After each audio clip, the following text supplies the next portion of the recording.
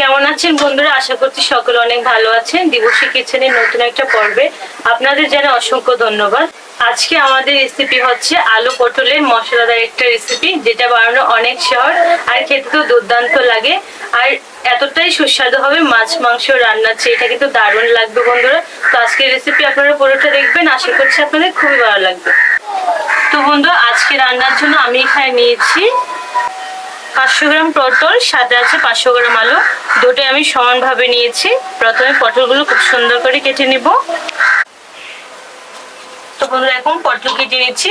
আর পটলগুলো একই সাইজে নিলে খুব সুন্দর হয় রান্না। এখন পটলের খোসা ছাড়িয়ে নিব।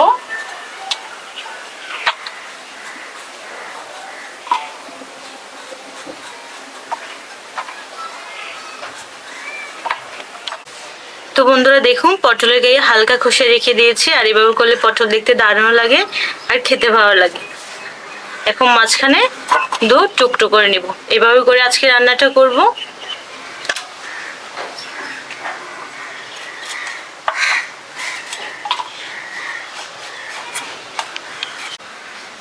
তো বন্ধুরা, সবজি তো আমরা মাছ মাংস দিয়ে রান্না করি, মাঝে মাঝে এভাবে নিরামিষ রান্না করলে সবজি খেতে কিন্তু দারুণ লাগে।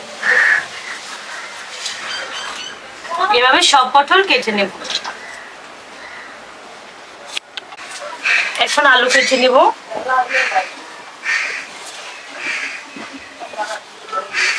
আলু এভাবে বড় বড় করে টুকরো করে নেব।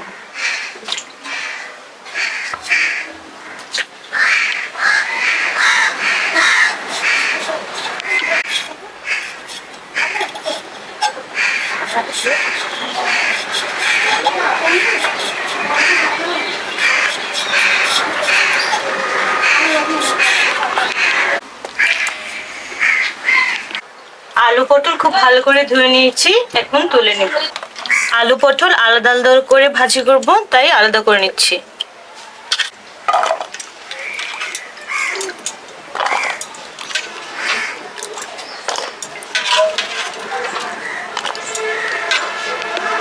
কড়াইয়ে পরিমাণ মতো তেল দিয়েছি, এখন পটলগুলো ভেজে নেব। খুব বেশি তেল দিয়েছি, পটল প্রায় 90% ভেজে নিব। আর পটলে কোনো মশলা দেওয়া হয়নি, মশলা দিয়ে আজকে রান্নাটা হবে, তাই সবজিতে কোনো মশলা দিইনি।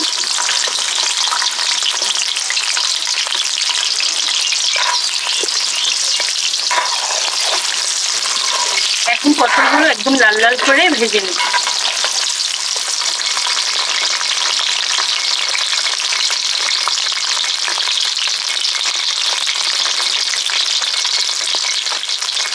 পটল খুব ভালো করে ভেজে নিয়েছি, এখন তুলে নিব।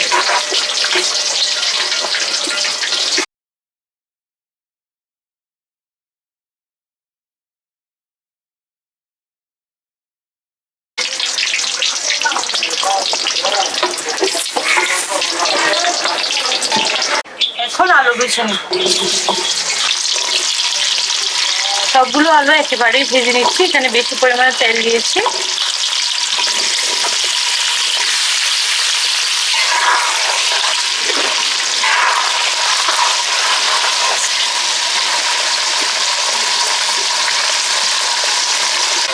আলু ভাজতে তো কিছুক্ষণ সময় লাগবে, ততক্ষণে মশলা তৈরি করে নিব।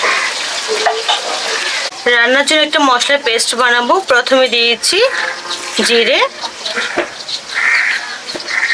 সাথে দিয়েছি স্লাইস করে রাখা আদা, তার সাথে দিচ্ছি কাঁচামরিচ, আর ঝালের জন্য দিচ্ছি শুকনো লঙ্কা। তার সাথে দিচ্ছি সামান্য সাদা সর্ষে। এবার অল্প পানি দিয়ে খুব সুন্দর একটা মিহি পেস্ট বানিয়ে নেব।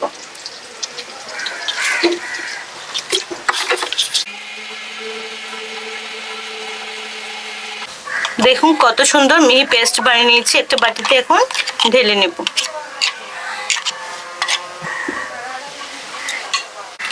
এখন পেস্ট করে নিব বাদাম। আমি হালকা টেলে নিয়েছি, এখন ব্লেন্ডার জারে দিয়ে স্মুথ একটা পেস্ট বানিয়ে নেব। আর এই বাদাম বাটা দিলে রান্নার স্বাদটা দ্বিগুণ আসবে। আপনারা যে কোনো বাদাম দিতে পারেন। আলু খুব ভালো করে ভেজে নিয়েছি, এখন তুলে নেব। দেখুন একদম লাল লাল করে ভেজে নিয়েছি।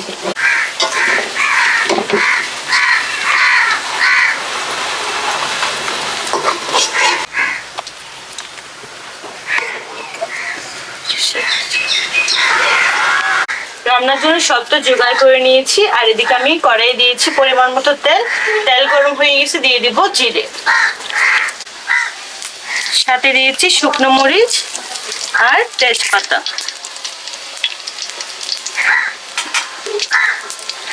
এখন দিয়ে দিব পেস্ট করে রাখা মশলা, যেখানে সরষে, জিরে, আদা ছিল।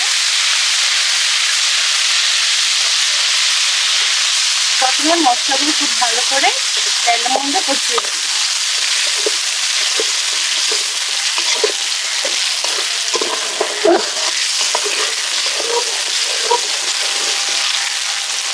বন্ধুরা, এই পর্যায়ে মশলাতে কোনো পানি দেওয়া যাবে না। পানি ছাড়া মশলাগুলো খুব ভালো করে কষিয়ে নিতে হবে।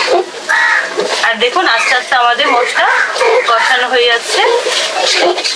তখন দেখবেন মশলা এভাবে দানা দানা হয়ে আসছে, তখন বুঝবেন মশলা খুব ভালো করে রান্না করা হয়ে গেছে। এখন দিয়ে দিব সুন্দর করে পেস্ট করে রাখা কাঠবাদাম বাটা।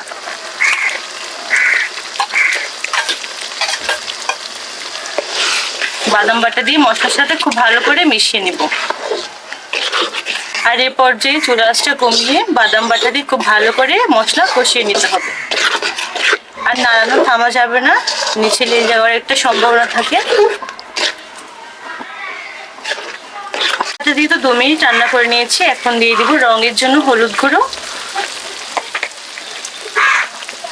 দিয়ে দিব টমেটো কুচি, আপনারা চাইলে বাটাও দিতে পারেন। তার সাথে দিয়ে দিব স্বাদ মতো লবণ। এবার সবকিছু ভালো করে মিশিয়ে নিব।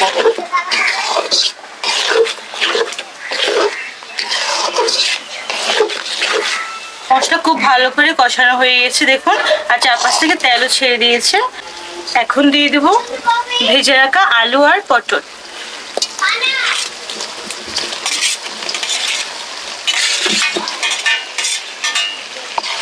মশলার সাথে খুব ভালো করে মিশিয়ে নিব।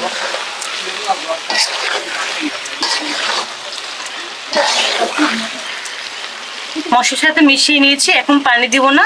এভাবে ঢাকা দিয়ে 2 মিনিট রেখে দেব। 2 মিনিট রেখে দিয়েছি। আর দেখুন পটল আর আলু থেকে অনেকটা পানিও ছাড়ছে। এখন হালকা নাড়িয়ে দিয়ে দিব পরিমাণ মতো গরম পানি। অবশ্যই গরম পানি ব্যবহার করবেন, না হলে রান্নার স্বাদটা নষ্ট হয়ে যাবে।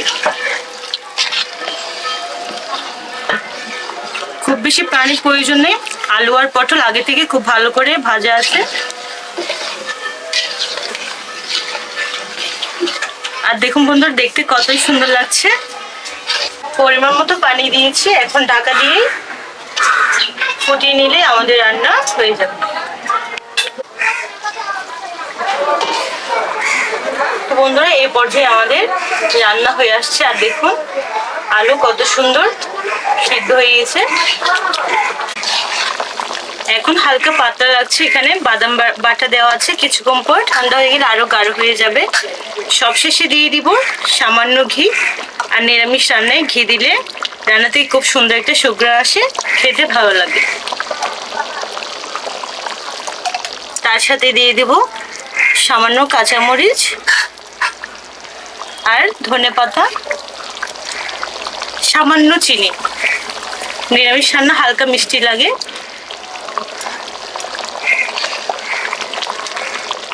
তো বন্ধুরা, আমাদের সবকিছু দেওয়া শেষ আর আমাদের রান্নাও হয়ে এসছে।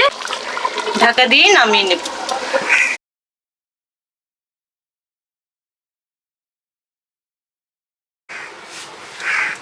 তো বন্ধুরা, তৈরি হয়ে গেল আমাদের নিরামিষ পটল আলুর মশলাদার একটা রেসিপি। তো বন্ধুরা, এখন আপনাদের বাটিতে পরিবেশন করে দেখাচ্ছি।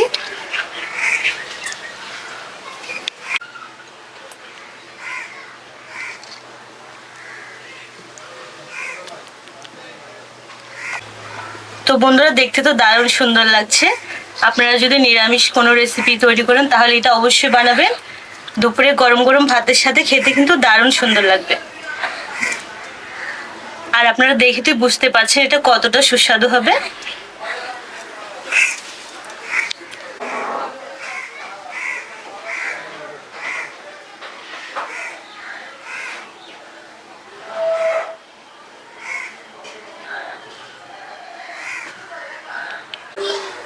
বন্ধুরা, আজকে নিরামিষ পটল আলুর রেসিপি আপনাদের কেমন লেগেছে অবশ্যই কমেন্টে জানাতে ভুলবেন না। আর বাড়িতে অবশ্যই আপনারা বানিয়ে খাবেন, আশা করছি আপনাদের ভীষণই ভালো লাগবে। তো বন্ধুরা, দেখা হচ্ছে নতুন নতুন রেসিপিতে। সবাই ভালো থাকবেন, সুস্থ থাকবেন, আর অবশ্যই আমার চ্যানেলটি সাবস্ক্রাইব করে আমার পাশে থাকবেন, তাহলে আমি আরো সুন্দর এগিয়ে যেতে পারবো। Bye bye.